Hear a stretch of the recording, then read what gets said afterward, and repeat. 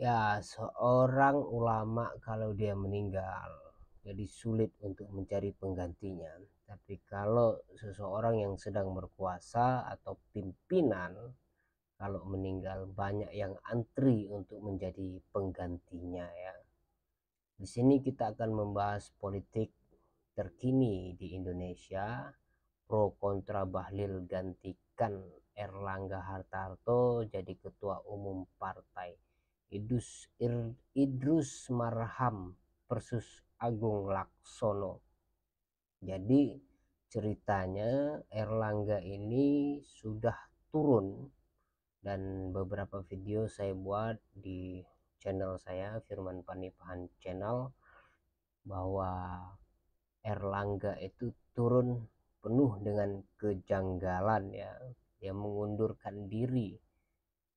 Kalau kita melihat dari berita dan kemudian beberapa YouTube channel yang terpercaya ya, salah satunya dari ucapan Rocky Gerung bahwa memang Erlangga ini turunnya dengan penuh kejanggalan.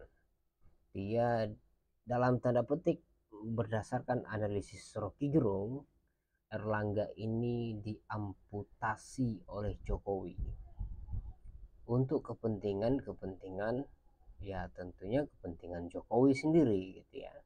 Dan kita tidak membahas itu lagi, kita masuk kepada pro kontra Bahlil ya, gantikan Erlangga. Langsung saja kita baca ya, tempo.co Jakarta. Nama Menteri Investasi Bahlil Lahaladia disebut bakal menjadi ketua umum atau ketum Partai Golkar menggantikan Airlangga Hartarto yang menyatakan mundur sejak Sabtu lalu 10 Agustus 2024. Beberapa politikus Partai Golkar mendukung Bahlil jadi ketum Partai Golkar, sementara yang lain menyebut kepala BPKM itu tidak memenuhi syarat.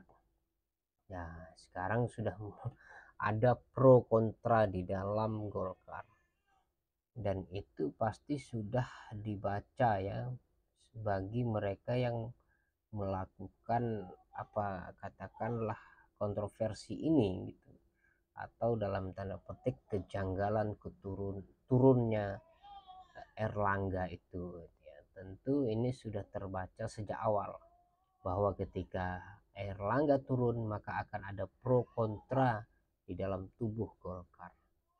Ya memang ini yang akan diinginkan gitu ya. Isu Bahlil berupaya menggeser Erlangga dari jabatan ketum sebenarnya sudah lama terhendus.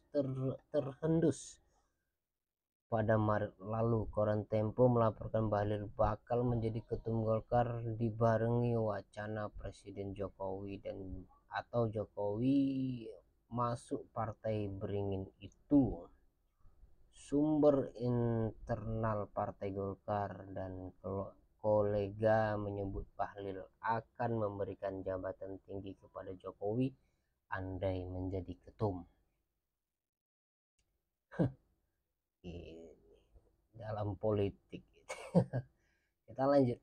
Nama Bahlil pun muncul sebagai salah satu kandidat kuat mengganti Erlangga seiring pernyataan mundur tersebut.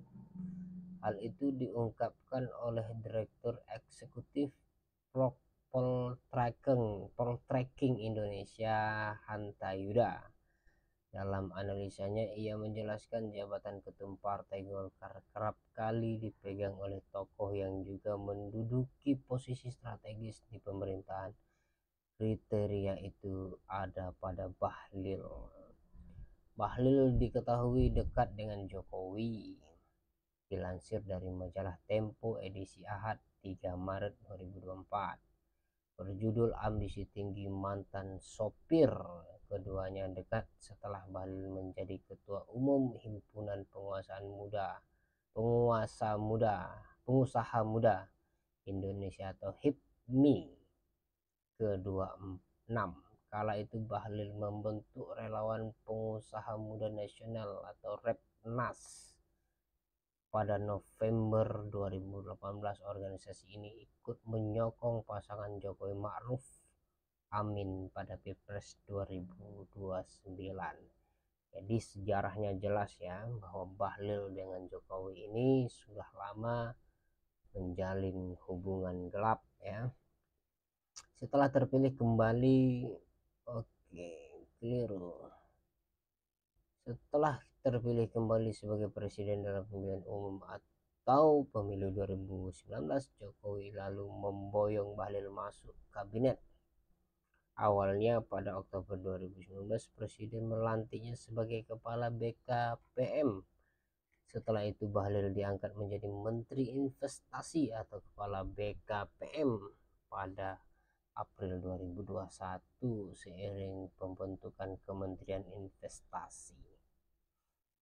Adapun Wakil Ketua Umum Partai Golkar Ahmad Doli Kurnia enggan merespon siapa kira-kira mengganti Erlangga usai mundur dari jabatan Ketua Umum. Alih-alih merespon peluang Bahlil, Doli mengatakan partainya sedang fokus menghadapi Pilkada 2024. Tentu ini juga tidak tepat ya. Bagaimana bisa fokus untuk menghadapi Pilkada 2024 sementara kepala atau ketua umumnya tidak ada. Terus komando siapa yang akan kita dengar kalau ketuanya tidak ada? Ini tidak tepat. Namun barangkali dia belum memiliki pikiran ya, atau belum memiliki kecenderungan untuk memilih siapa sebagai ketua umum partai Golkar. Jangan sampai pengunduran diri Pak Erlangga ini mengganggu konsentrasi partai Golkar menghadapi Pilkada, ucapnya. Tentu ini sudah mengganggu ya, mengganggu stabilitas karena ceritanya viral di mana-mana. Orang-orang tahu gitu ya bahwa Golkar hari ini tanpa nahkoda. Sebuah kapal tanpa nahkoda itu akan kemana-mana arahnya ya. Di sisi lain Golkar akan segera menggelar rapat pleno untuk membahas pelaksanaan tugas yang akan mengganti posisi sementara Ketua Umum. Doli berujar seluruh wakil Ketua Umum Golkar berpeluang untuk menjadi pelaksana tugas, sebaiknya memang dilakukan secara musyawarah mufakat, kata dia. Oke, kita lanjut ya.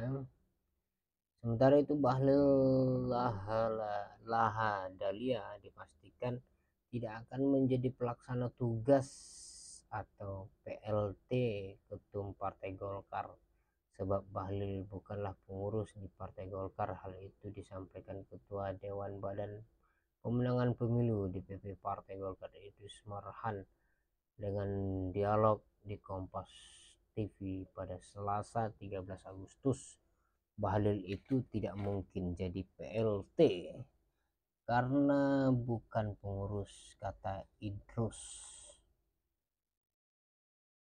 Kendati tak bisa menjadi PLT, menurut Idrus ada apresiasi dari bawah, baik DPD tingkat 1, tingkat 2 hampir sepakat ingin Bahlil menjadi ketum umum.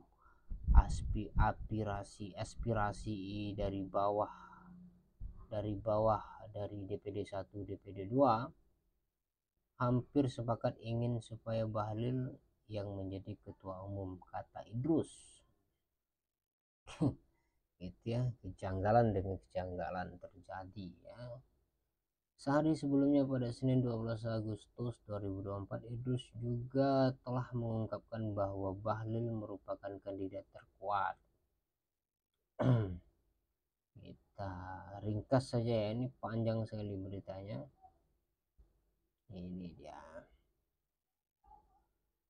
Jadi ke depan kita akan mengikuti cerita siapa sebenarnya akan menjadi ketua partai ya, dari Golkar. Jika itu adalah Bahlil, maka benar apa kata Rocky Gerung gitu ya, bahwa penguasa PLT akan menduduki Partai Golkar.